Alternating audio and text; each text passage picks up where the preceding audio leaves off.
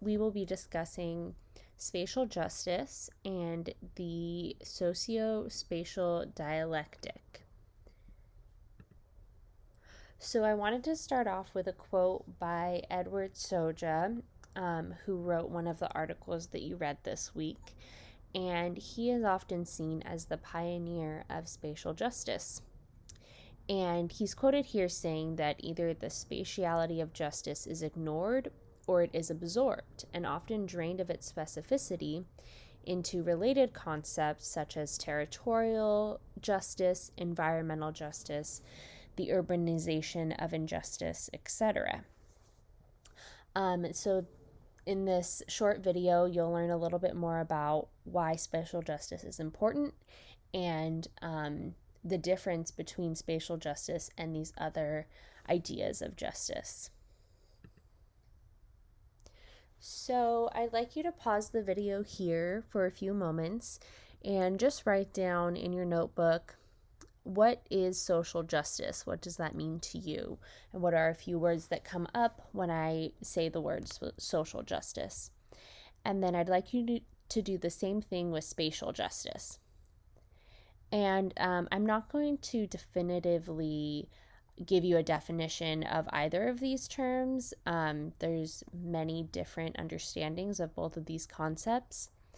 And as Young says here, any definition of human nature is dangerous because it threatens to devalue or exclude some acceptable individual desires, cultural characteristics, or ways of life. In other words, there are many understandings of these concepts, and when we define them, especially too specifically, we risk excluding certain understandings.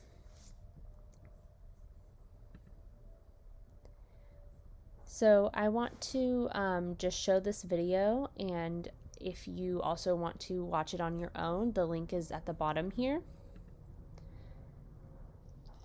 What is spatial justice? Well, iconic examples of justice and injustice are tied to human rights in pivotal historical moments, like who is fighting for justice or when has justice been granted to underrepresented groups.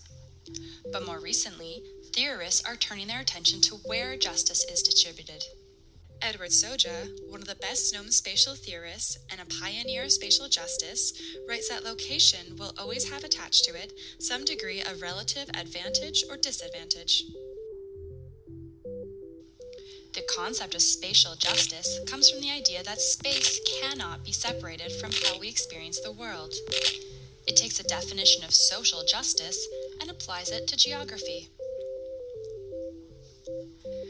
So let's look at a couple of examples. No matter where people live, transportation services have an effect on their day-to-day lives.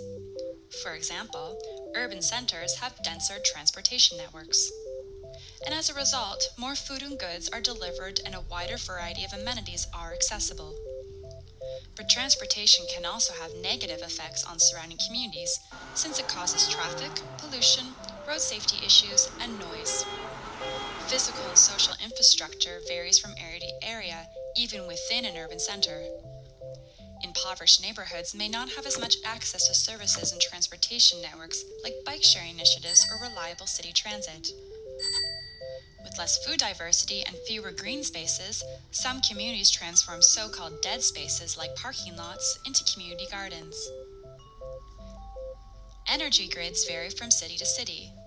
The more people there are, the higher the demand and consumption of energy.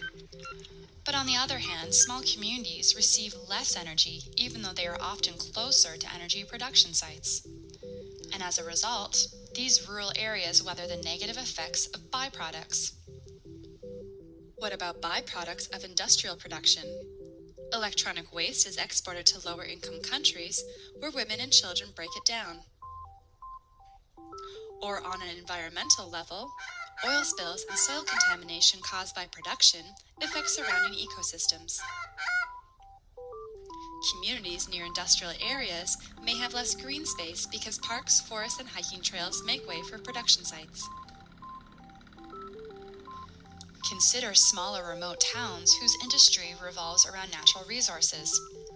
The The working population may be more economically vulnerable as they have little job diversity and job security. So now that we have seen some examples of how experience can differ from community to community, what can we do to help increase spatial justice? So, culture and social justice.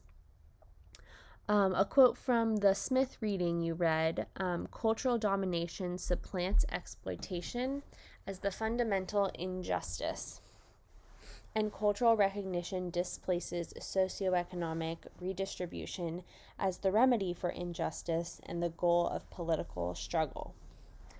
So, as we talk more about cultural geography, we also need to talk about the inequalities that social and spatial justice are working to remedy.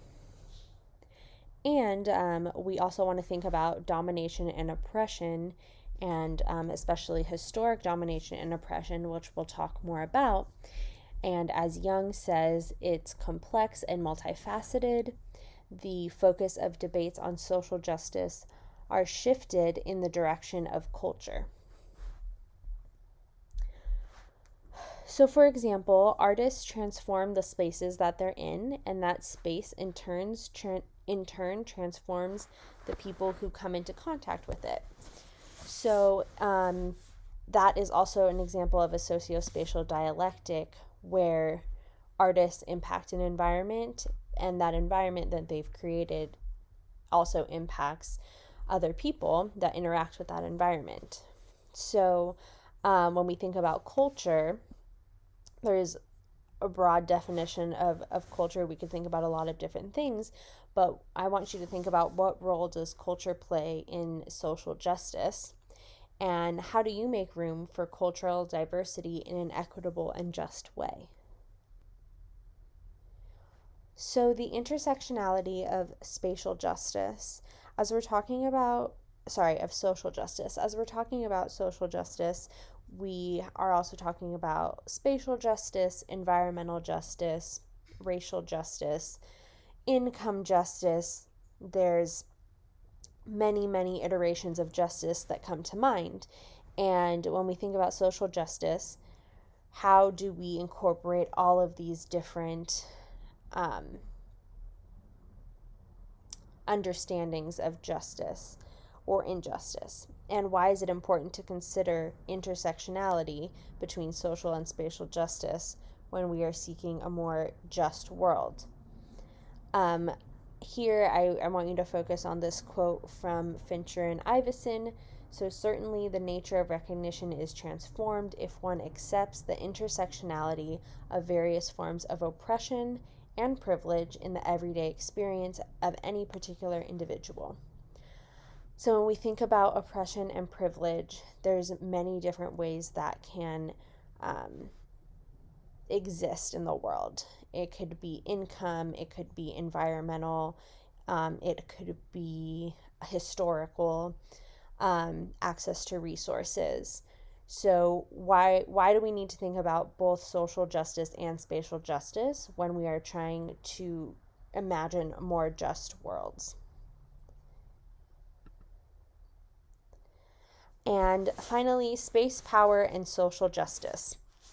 So spatial justice is seen in all of these articles as embedded into social justice. You could say the same thing for environmental justice is embedded into social justice. So if you think about it, social justice is this big umbrella, and we see spatial justice as one thing under that umbrella.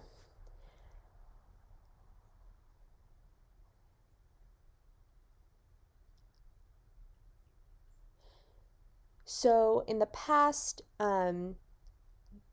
many discussions of social justice have focused on a set of philosophical principles or categories, and their spatiality has not been taken into account. And as geography students, we want to think of the spatiality of everything, the impact of space and place in all of our actions and in the way they impact our lives. And so this begs the question, why has historically justice been seen as aspatial? And how now can we understand the inherent nature of spatiality in social justice? So, again, I want you to think about, do you think that social justice is inherently spatial or not? In other words, do you think that you can understand social justice without looking at the space and place in which those injustices, whatever they may be, occur? And we'll talk more about that in our discussion post this week, but that's something that I really want you to think about when you're reading these articles. So again, space, power, and social justice. As Soja says, Foucault, an early philosopher, captured the sociospatial dialectic by showing how the intersection of space, knowledge, and power can be both oppressive and enabling. So I also want you to think about how space, and you could even think of this as, how does where you are in the world impact the power or lack thereof that you have. We can think about this, for example, in terms of Western countries, like the UK, the US, Canada. And also, we can think about this in terms of natural resources. What areas of the world do you think of having natural resources, and how has this impacted either the amount of power that space has or the lack of power they have? And finally, the last thing I want to leave you with is, in what ways do we see the interaction between space and power today? In your everyday life or on the news, how do you see space and power impact one another? Yeah.